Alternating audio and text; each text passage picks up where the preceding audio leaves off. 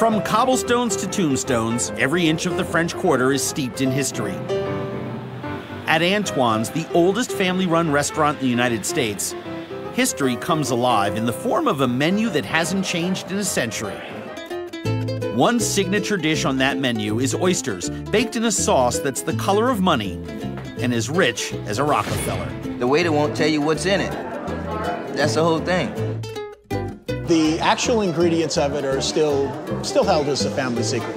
Fifth-generation owner Rick Blunt says the recipe has remained the same since the dish was created in 1899 as a play on a classic French escargot sauce from Burgundy. It's a secret so closely guarded that Rick's mother, Yvonne, wouldn't even give up the goods as a wedding present to her husband. He said, okay, I am married to you now. I am fully in the family.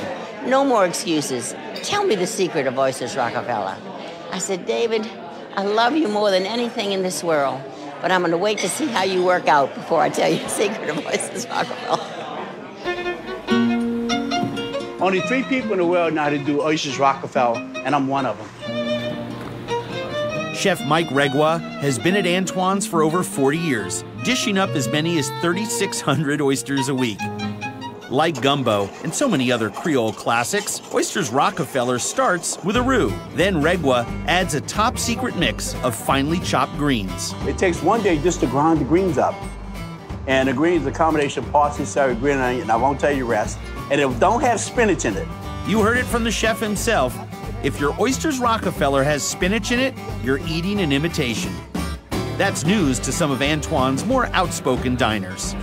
But there was one particular lady who said to me that she's had Oysters Rockefeller all over the West Coast, and that everybody knows that Oysters Rockefeller is spinach and bacon.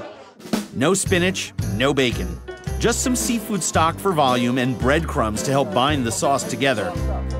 The greens cook down all day until they reach the perfect consistency and color. Once cooled and strained, the thick Rockefeller sauce is piped onto raw oysters on the half shell and baked in a top flame oven. You want that oyster to cook all the way because what makes this is not only the sauce, the liquid. When an oyster cooks, it puts out liquid. But the liquid with the sauce makes that dish. 11 minutes later, the tops of the sauce-smothered oysters are golden brown and ready to become part of someone's New Orleans experience. You can tell by a person's reaction when they put it in that face. That face tells you that it's good. The oyster with those delightful flavors melts in your mouth, and it's really an unusual and new experience. I've never had this before. I'm tasting some celery, parsley, a couple of different green vegetables in there, obviously, that I can't identify. Got a lot of flavor. It's salty, the nice vegetable flavor with just a touch of oyster in there. Really good. It's so unique. I've never really had anything like it. I've definitely come back and have it again because I just want to keep on eating it.